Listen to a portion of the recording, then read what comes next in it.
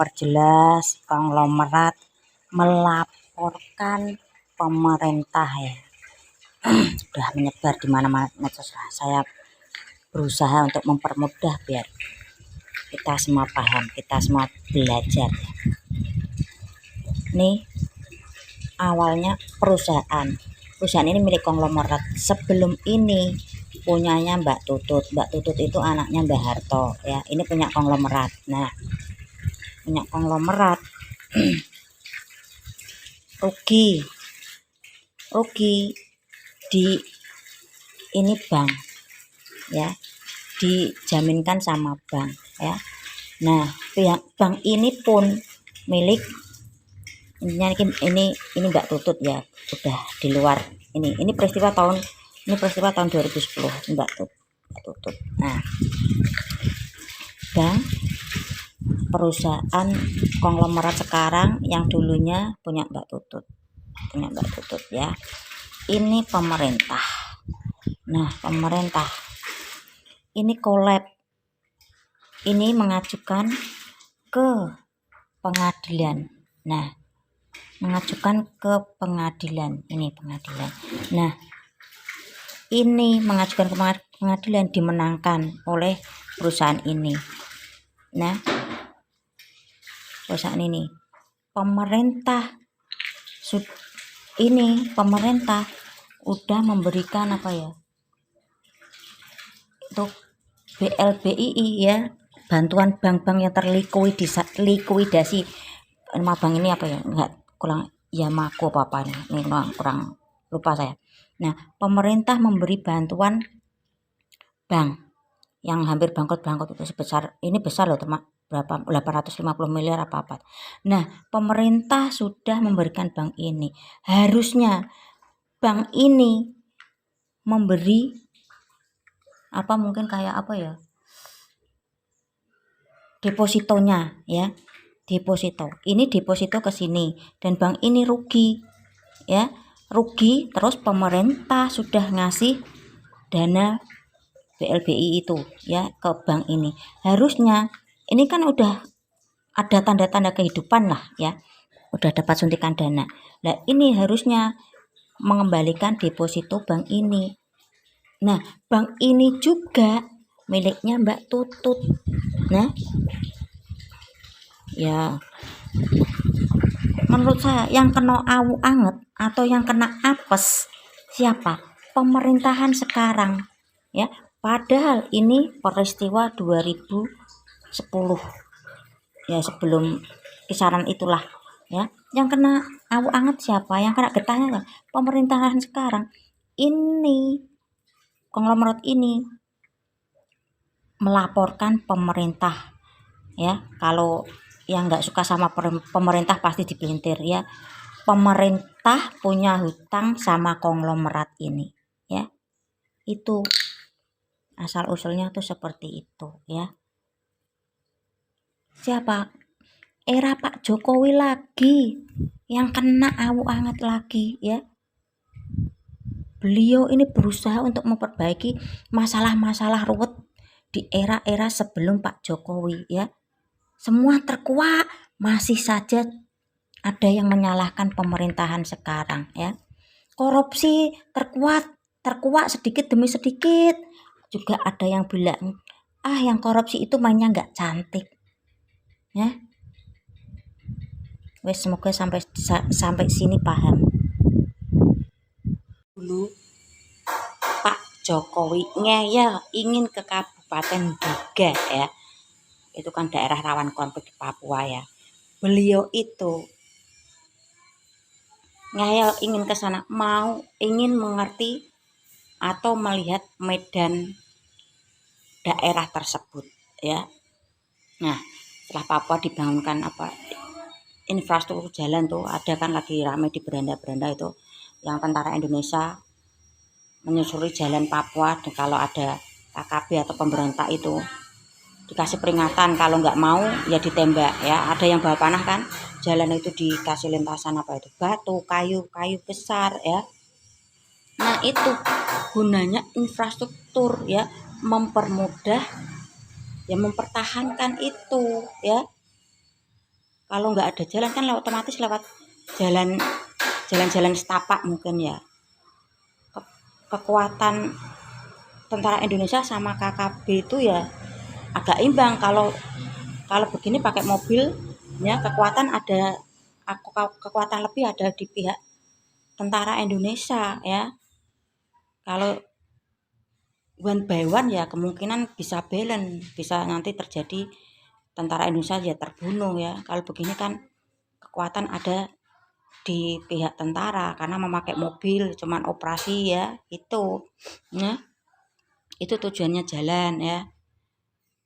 Sebetulnya tuh tidak untuk memberantas, menyadarkan ya, untuk diajak berpikir untuk kembali ke pangkuan tanah Ibu Pertiwi Indonesia ya. Itu misi dari Pak Jokowi. Enggak harus tembak der enggak ya, karena beliau pun juga masih punya rasa kemanusiaan ya. Itu aja cukup ya.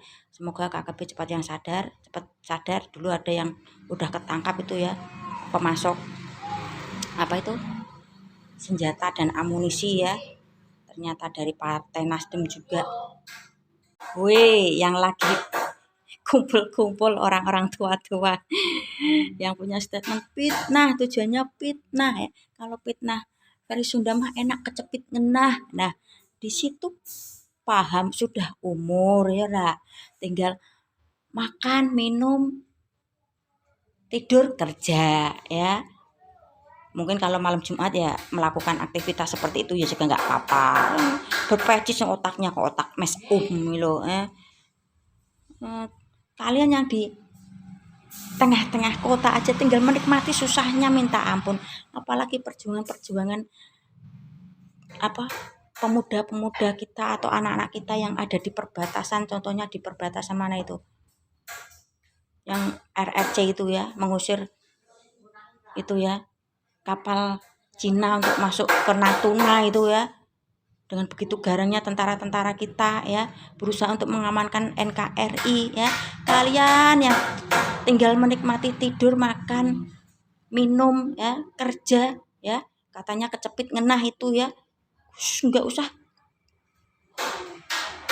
bikin huru-hara mau people power barang benopo ya.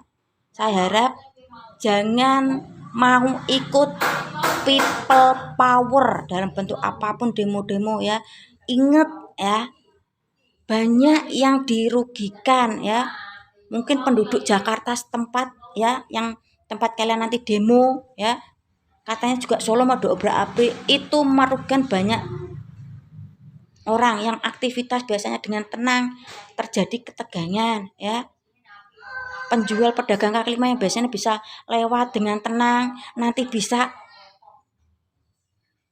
khawatir ya. Nanti pasti itu saya pastikan terjadi slek atau bentrok antara aparat dengan warga yang demo ya. Ayolah mulai berpikir ya. Nggak usah ikut-ikutan demo ya. Fokus pada keluarga ya. Bagaimana cara membahagiakan keluarga, memberi rezeki yang lebih pada pasangan kita. Wes itu ya. Gem.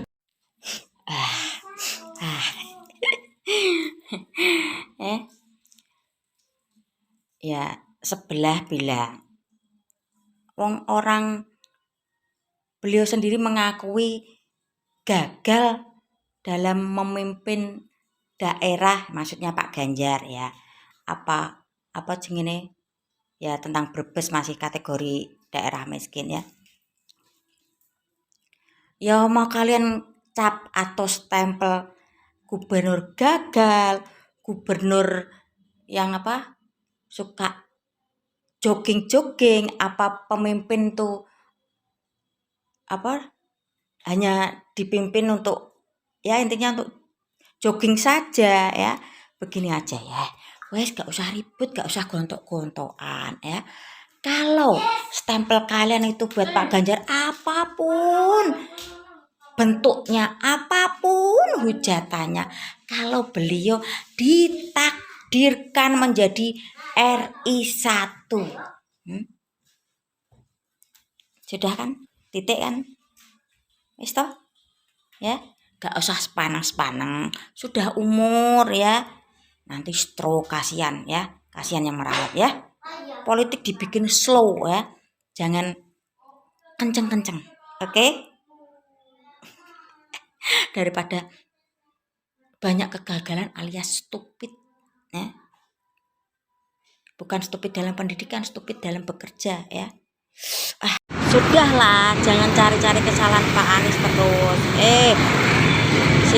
Situ enak bener ya, kelompok situ ya, mencari kesalahan berapa? 3 kesalahan pemerintah, kesalahan Pak Jokowi ya, kesalahan Pak Ganjar. Berapa itu yang kalian? 3 orang ya, atau 3 kelompok lah ya. Situ yang mulai disenggol balik, marah-marah. Jadi orang jangan egois bos ya. Kita sebenarnya nggak cari-cari kesalahan Pak Anies kok, cuman saya pribadi ya jujur tidak mempermasalahkan mau Pak Anies keturunan Yaman, mau keturunan Ethiopia ya, saya nggak peduli. Kata-katanya itu loh yang bikin saya emes ya, emes, pengen mempraktekkan di keseharian kok nggak masuk gitu loh. Itu pribadi saya ya. Yang situ aja mencari kesalahan pemerintah Pak Jokowi, Pak Ganjar. Sini yang tidak mencari kesalahan Pak Anies, cuman emes aja itu ya, mendengar kata-katanya yang wow amazing ya. Jadi orang jangan egois, nikmati aja permainan politik, nikmati aja dunia politik, oke? Nih buat yang teriak-teriak Indonesia lagi nggak baik-baik saja, nih saya kasih gambarannya. Keadaan ekonomi saya emang belum kurang baik ya, tapi ada prioritas yang harus kita benahi. Maksudnya saya dan adik-adik saya. Ini atap dulu sudah parah sekali dan alhamdulillah berkat kerjasama bisa benerin atap ya, demi keamanan anak-anak momongan sama orang tua yang selalu tidak bisa tidur nyenyak karena depan kamar banjir. Nah, kenapa IKN dibangun ya? Ini menurut saya ya. Biar Jakarta mungkin sudah tidak bisa dibenahi ya. 1, sudah padat penduduk, 2, sering buat demo, terlalu sering, bahkan setahun bisa berapa kali ya. Kalau menurut saya dipindah ke Kalimantan ya. Kalau yang mau demo ke sana itu agak jauh, bukannya agak jauh, emang jauh ya. Kalau mau demo ke sana ya, otomatis membutuhkan biaya banyak ya. Kalau mungkin 1-2 kali setahun enggak ya bisalah. Kalau terlalu sering mungkin bisa mengurangi dana sang pendemo ya. Mungkin itu salah satu tujuan pemerintah memindahkan ibu kota di Kalimantan, supaya tidak terjadi demo gak jelas yang intinya merugikan banyak orang ya. Kalau ada demo yang biasanya orang aktivitas bisa berjalan dengan lancar, kalau ada demo bisa terhambat ya, bisa mengurangi pemasukan warga yang melintasi jalan tersebut. Wes paham? Ringkek ngomong apa, Mbak? Sini sama Mbak Bot yang apa? Ora, yang bokongnya apa? Mbak Bot yang bokongnya apa? Mbak Bot yang bokongnya apa? Yo tanya saya. Yang bokongnya apa? Gede. Sing kenceng. Sek cepet, Mbak Bot yang bokongnya apa? Ora tak kasih lho rambut jawab sik. Mbak Bot yang bokongnya apa?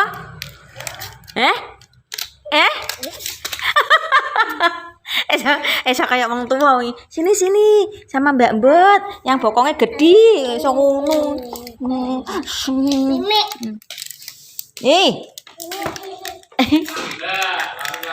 Video ini buat ya sopir logistik yang katanya tinggal di Jakarta, tepatnya di Jagakarsa, yang kalau lewat di Tanjung Mas katanya kelelep. Gini ya, yuk belajar. Sik tau nggak usah ikutan lu senengane kono. Lewat Tanjung Mas Klelep.